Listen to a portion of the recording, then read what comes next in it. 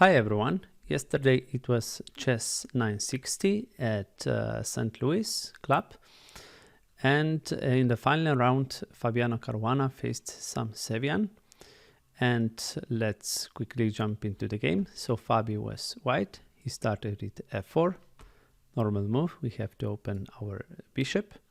Also notice that in Chess960 pieces are randomized on back rank.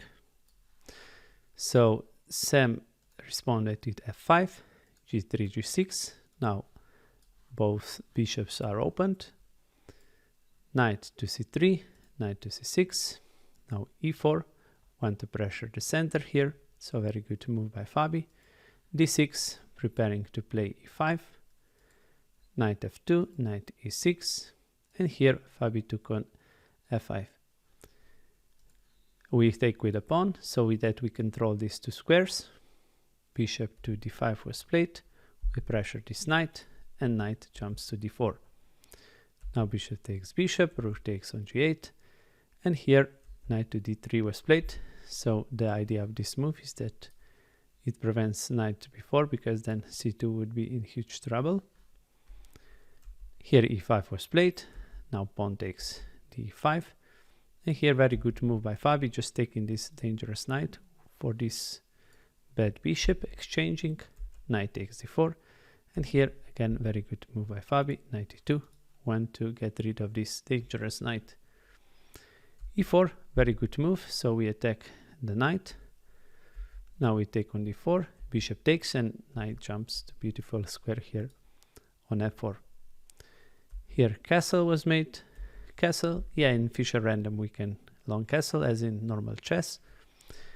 And here in this position Sam Sevian finds really beautiful move, queen to a4, going for this pawn and bringing this queen into attack to harass this king. Now also notice that white's queen is behind this pawn and it's locked here on the wrong side, and it cannot help to protect the king. Here king to b1 is played. Let's also examine this line. If c3 is played, now we take a pawn, king c2, queen a4, and king to b1, and black is better here in this position, but king to b1 was played, so we protect this pawn. But now very beautiful move by Sam Sevian, rook to d6, knight to e2 was played. Let's examine this line. If c3 is played, then just simple rook to a6, and if we take the bishop, then just queen a2, king c2, and rook to c6 would be a checkmate. So we have to play a3 in this position, but now very beautiful move, bishop to c5, and bishop will take here. Let's do d3. Now bishop takes, and if we take here, then actually queen to a3. It will soon be checkmate and black is winning. So Fabi goes for the best defense with knight to e2, but now in this position Sam played rook to a6. Again, huge pressure here on e2. What to do? The only move, the best move is knight to c1. So we keep defending a2 pawn, but in this position Sam Sevian finds really beautiful move. You can pause the video and figure it out for yourself. Yes, the best move here is amazing. Bishop takes b2, sacrificing a bishop. Now king takes, and now very good move. Again, the only winning one that keeps advantage, rook g to g6.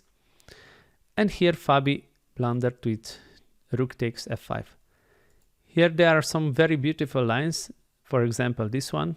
Let's say king a1, and now rook to b6, and here queen to f2 can be played, but in this position rook a5 is the only winning move. We will see why a rook to b5 is a mistake, protecting here.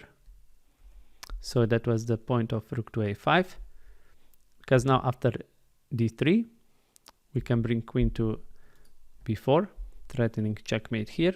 So knight b3. Now queen goes here to a3, threatening here checkmate. And after c4, Yes, we protect here, but now rook takes knight and knight is lost. And we protect here this pawn. So let's go back and examine if we would play rook to b5 now. And this actually is losing because after d3, again, the same moves. Queen to b4, again, threatening checkmate. So knight b3, queen a3, threatening here checkmate. But now c4 is very strong.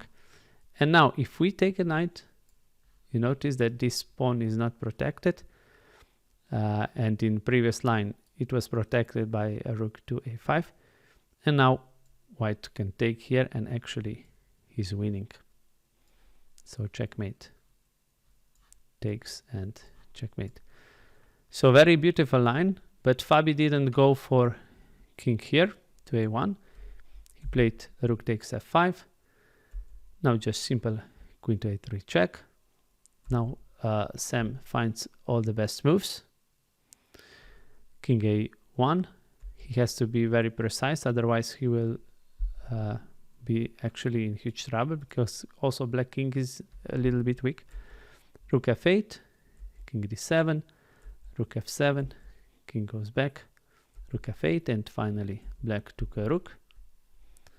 But now queen e4, queen g7 check, so we attack a king, d4, rook e6, we harass a queen, queen goes to d3, queen g6, yes, black wants to exchange the queens, it would benefit him because endgame is better for black. Queen h6, again trying to exchange queens, queen f2, rook f6, queen g2, rook e3, and here in this position Fabi didn't play the best move with queen to h3. Better would be just play queen d2, rook f3, takes, and rook to d2. Maybe it's still a little bit more stubborn, more solid, and black has... okay, black is winning, but he has to still find...